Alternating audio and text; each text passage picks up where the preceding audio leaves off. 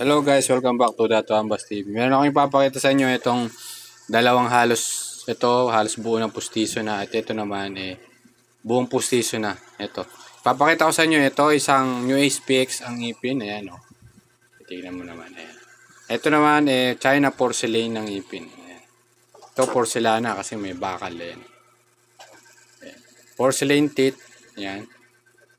Pero ang base nito ordinary lang. Ayan. Ito ganun din, kahit porcelain ay kahit New SPX yung ipin, yung base niya ordinary lang. Papakita ko lang to sa inyo kung ano yung comparison nila. Yan.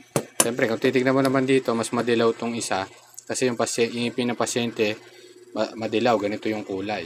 Ito naman sa pasyente naman ni Doc Vanessa Dayaw. Yan, pwede kayong mag-inquire about sa price ng porcelain ng ipin na yung kung halimbawa yung pustisong papagawa nyo kahit ordinary pero porcelain teeth yung gagamitin, mag-inquire kayo about kung magkano ang price ng pustiso na tapos porcelain yung ngipin na yan.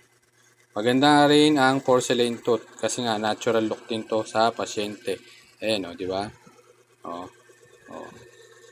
Mukha siyang natural teeth. Ang PX naman, lalong mukha ding natural. Parang veneers ang datingan. Ayan o. Di ba? Kasi yan ay may composite material. Matibay, makunat. At nagbe-blend sa bunganga kapag suot mo. Ang patient na to lalaki. Kaya ganyan kalaki yung mga ngipin. Ganin din to. Lalaki din ang pasyente ni Doc Vanessa. Ayan, buti pinakita ko na rin sa inyo para yung just in case. Kahit ordinary yung base, tong pula. Ito hindi pa process to kaya ganyan pula, wax pa lang yan. Ordinary lang yung base, kung kaya pa ng budget, mag porcelain teeth. Yan. O kaya yung SPX ng ngipin.